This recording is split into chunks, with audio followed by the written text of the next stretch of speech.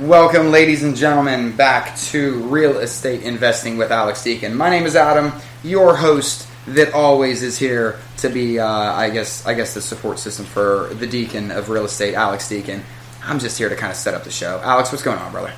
Hey, what's going on with you, Adam? I am here to plug away, throw you some questions, and kind of sit back and just take in some information for about a good 15 to 20 minutes. I think we've done this before then. I feel like we've done it before. Deja vu. Deja vu all over again. It's I feel like we've been doing this for about 2 years now, which is amazing. Really amazing when you think back to it. Who would have thought? But what we're going to focus on today, guys, is today's topic is going to be how to be the winning bid. And we're going to get into that a lot more detail here in a second. First, you guys love them. The cheap plugs I got to get out of the way. DHREA.com. That's Deacon Hoover Real Estate Advisors.com. That's our main site. Check us out on there. Listings, blog posts, news, updates, all kinds of stuff going on for you. Search us there. All over social media. Search Deacon Hoover at Facebook, Twitter, Instagram, YouTube. You name it, we're out there. We got all of Alex's podcasts going out all over the place. Ian Hoover here has his Realtor Nation podcast that you definitely want to check out, along with MACE Property Management by going to PittsburghPropertyManagement.com. Contact Alex at AlexDeacon.com. And make sure you sign up for Alex Deacon's networking meetups. One is his Pittsburgh Landlord Group on Meetup.com, and one is his real estate investing workshop group. There's almost 700 investors in there now. You definitely want to join that one. And I think we got the plugs out of the way. There we go. I know you guys are so sick of probably hearing the plugs, but it's a part of the business. So let's get to today's topic. Alex, I don't invest, but let's say that I would like to. How do I be the winning bid? I need to be the winning bid. Oh, okay, so you want to know how to win. How can I be a winner? Because I'm tired of losing. Yeah. All right. Well, there's a couple different super important points. Not many. It's pretty self-explanatory, but there are some nuances on how to win a bid over another buyer because the market right now is so competitive. And I'm sure it's like that across the country, but it is extremely a seller's market. Okay, so one way is to have cash versus financing. So have the access to cash versus a financing contingency. So if you're a seller and I'm going to look at 3 different offers. One offer is cash, and cash close quickly and as is. Cash is king. That's the best offer you can have, right? Cash, close quickly as is. Maybe even in some cases you can get creative and let's say the seller needs 90 days to close. Well, we can close in 30 days and you can live there for free for 2 months. Right. So different ways to be creative, but that's typically not the standard. The standard is, in a typical transaction, is the seller's going to be out, right? So It's cash, close quick, as is. The second offer that the seller's looking at is, let's say, a cash offer with contingencies. Like, I want to make sure that I want to have the ability to do a home inspection. Okay, and then the third offer might be conventional financing, putting 20% down, and I want to do a home inspection. And let's say all those offers are relatively close to each other. Mm-hmm. The seller, if they're smart, and depending on their finances and all that stuff, but in most cases, if the seller is looking at 3 comparable offers, they're going to take the one that's cash, even if it's a little bit less, because it's cash, close quick, as is. So that's how you can beat out other investors if you have cash. If you don't have cash, then obviously that can't be your offer. Right. Okay? But you can get alternative financing. You can have a pre-approval letter from a hard money lender stating that essentially it is cash. Not as good as the cash offer, but pretty close, right? Or you can have that financing in place, and if you're going to send over an offer to another agent, so your agent should implore to you to have all your ducks in a row, right? So have maybe even show proof of funds. So when you're paying cash, you have a proof of funds. So like when I made an offer on one the other day, I showed that I had that money in the bank. I showed a copy of my bank statement. Now, if you're financing it, it can be a strong offer, but maybe you want to show proof of funds that, okay, so the offer is $150,000. Show proof of funds that you have $80,000 in the bank. Okay, show that really strong pre-approval letter from your lender, and that letter should state there are no contingencies in this pre-approval letter other than everything that's the house must appraise, and everything that the buyer has given us today is the same a month from now when we close. Right. Instead of a pre-approval that says, "Oh, this pre-approval is based on the current buyer's credit score and what they've told us about their income and such." That's not very strong. What a strong pre-approval is, this pre-approval is based on the buyer's credit score, which we ran. We confirmed their income. We confirmed all their debts. We confirmed their tax returns. They are ready to go, essentially approved, as long as nothing changes between now and closing. If the buyer declares bankruptcy between today and 30 days from now, Things will change. deal's off. The buyer loses their job, deal's off. The buyer, things can happen. Yeah. So yeah, if you don't have cash, then you have to have strong financials to at least be somewhat competitive. If you're buying with poor financials and you don't have cash, it's going to be much harder to win the bids, because now you have to get creative. And in the seller's market, sellers don't have to be creative. You can be creative in buyer's markets where the market is collapsed and the sellers need to sell. They'll get creative to sell to you. But when you get creative, sometimes you're reducing your ability and your leverage to negotiate a better deal. Gotcha. So it's just all relative. It just depends. So that's one way, right? Cash as is, no inspections. Okay. Now, if you're at like auctions, they're typically not financed. They're typically all cash. So how can you win your bids there? You kind of have to be really smart about it, because you're bidding against other people that have cash. So they all understand that you have to have cash to buy these. So how can you win those bids? How can you be the winning bid when you're up against someone with cash? They're closing quick and they're closing as is. You have to be really, really super tight on your numbers. Okay, so when we buy a sheriff sale, sometimes sometimes we'll lose $20,000 on a deal, and sometimes we'll make 20. We just make sure that we buy 10, and 2 we lose money on, and 8 we make money on. Yep. If you want to do high volume like that, that's just the only way to do it. Win more than lose. Yeah. You're definitely going to lose some. So you have to be, in order to win those bids, you have to be able to offer just a little bit more. So how do you do that? You need to really know your construction costs. You need to know those unseen construction costs that are going to come up, like sewer lines and a roof that's kind of marginal that the home inspector is going to find, and it's going to be money out of your pocket. You really need to know your numbers. You need to know the ARV, the after repair value. So you just need to understand and know the market really, really well. I can't emphasize that enough. But that's how you can beat another buyer out who's just not as smart. That's where you're using your noggin and you're using your market knowledge and able to bid just a little bit more, knowing that you're still going to make a margin there, and it's worth your time and effort. That's how you can beat a buyer who's not as educated as you. Now, sometimes a lot of times you'll be up against buyers that are very uneducated, and they're not cash poor. They have the money. You just have to step aside and let them make the mistakes. We see that happen a lot of the sheriff sales. Is people will come in, they got money, they got backing.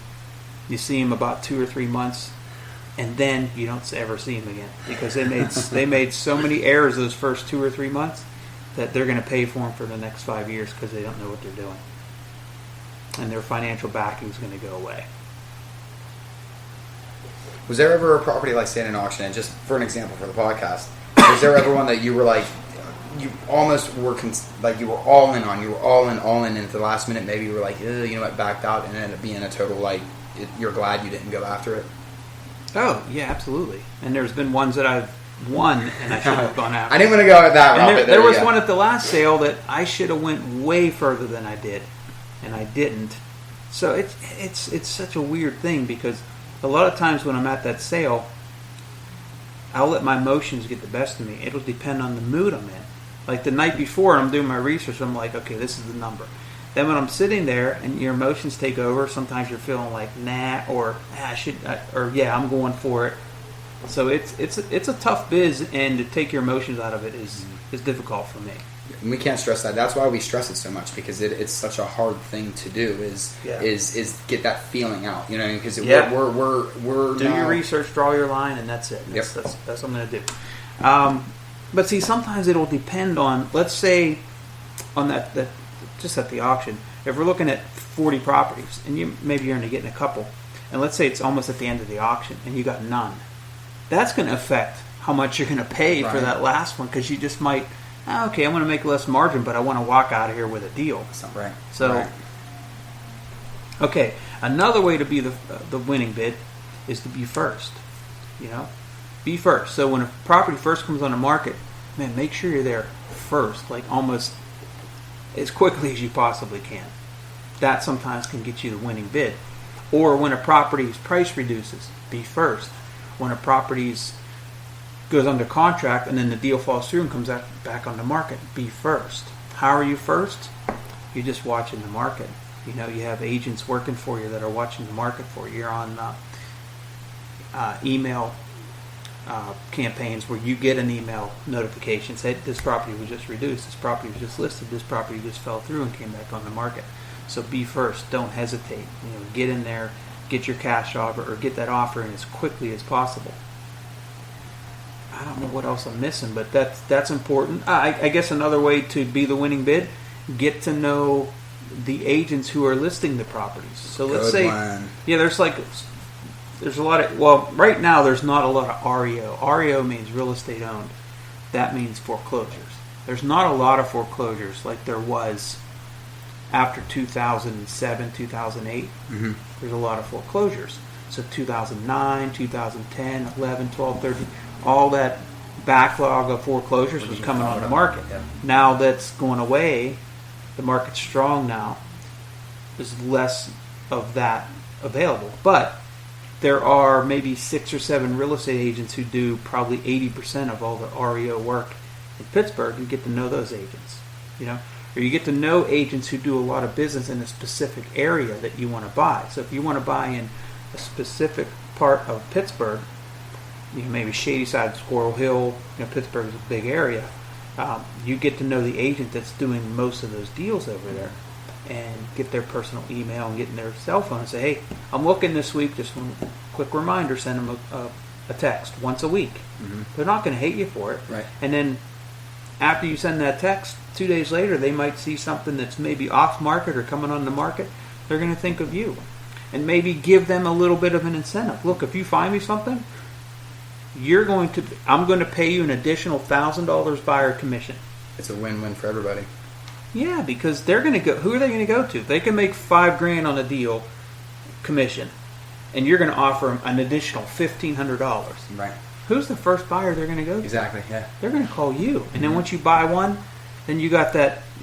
You got that label now that this guy wants to pay for what I'm worth, and hell yeah, I pay $1,500 to get a $20,000 profit flip, right, which otherwise I wouldn't have probably got because I was just a little bit too late. Mm-hmm.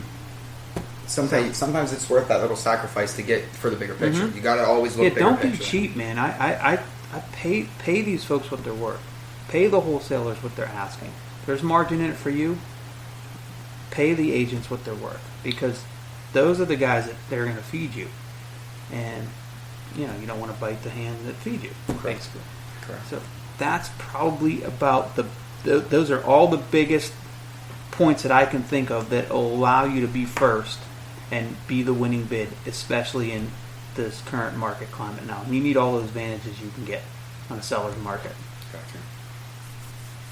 And you said it is a very competitive market right now, especially in the seller's market. Oh, it's insane right now. It's like I'm not even buying anything right now if I don't. Because it's just insane. I mean, it's like people are just paying insane prices, and what do you think's driving it right now? It's just a good market, low interest rates. It's going to crash. Right now, when it crashes, I'm ready. I'm ready to jump in there and buy as much as I can. But again, not using my emotion, using my noggin here and my expertise and my experience. But yeah, right now is not a good time to buy. I did read, and I don't want to quote the exact site. It was either Zillow or somewhere. Let me back up. Yes. It's always a good time to buy. Always, yes. Right now, it's just a much more difficult time. A lot of people. I was going to say always be buying, regardless. It's just, yeah. But I'm sorry. No. That's a good point, because what what I read was that right now Pittsburgh, it was either number 1 or number 2. We're the most invested in city right now. Mm-hmm. So there you go. There's why it's so super competitive right now, is because we have so many people coming from outside of Pittsburgh starting to invest in Pittsburgh. That, like you say, they might not have the knowledge, they might not have the connections, the networking, the just everything else that we always talk about on these sites. That's how you can win over these other investors that are coming in from out of town. Or if you're an out of town investor, there you go. Know your market. Contact Alex; he'll let you know the market. And if you're exactly, and if you're a savvy investor, you need to know when to put the brakes on. Yep. Let all these guys screw up and wait for the market to be more palatable, and then jump in. Yep. But you were saying, and then I took you off your. No, it's tied right in. You were saying something about Google or online. Or? Yeah, it was. No, that was the point I wanted to make, was that and I don't want to quote the exact source. It was a Redfin or Inman, one of the sites, but they just had a write up that right now Pittsburgh is the most invested in city in the United States. Now, I don't, and it might have been, we were first or second, but it was enough to make a headline across everywhere. And I think it was the number 1 right now. And so we made it, when it comes to investing and livability and all these things, in the past 5 years, we've been in the top 10 of a lot, if not number 1 or number 2. And that's, I think, why it's so competitive. And I'm not an investor, guys, so I'm just looking from an outsider's perspective and what I've been reading and information that I've been able to take in. It just seems like right now, whatever's going on, people are investing in Pittsburgh. And I think it's because of the stability of the market here. How we always talk about on these podcasts, that we never really have the big dips and like other, the peaks and valleys that other markets do have, which is probably what's making it so competitive right now. Yeah, that's definitely a big part of it, for sure. What else do we have to tie on to this one, do you think? I think we nailed it. I think this, again, and you know what, I always say this, we're just about there. We're at 17 minutes. I'm going to round up like everybody does. Another perfect 18 minutes. Boom. Is that 18 minutes, really? We're about 17, a little over 17 minutes right now. So yeah, that's insane. Goes quick. Guys, this is how you be the winning bid, as we like to say. How you become the winning bid. It's a competitive market. Cash is king. Auctions. Be tight on your numbers. Know what you want. Don't be afraid to add some incentives on. There's been a lot of great tips here from Alex. So again, if you need to get a hold of Alex, it's Alex at alexdeacon.com. Great way to get a hold of him. Shoot him your questions. If you're outside of Pittsburgh and want to invest in Pittsburgh, he's the man you want to talk to. MACE Property Management, PittsburghPropertyManagement.com.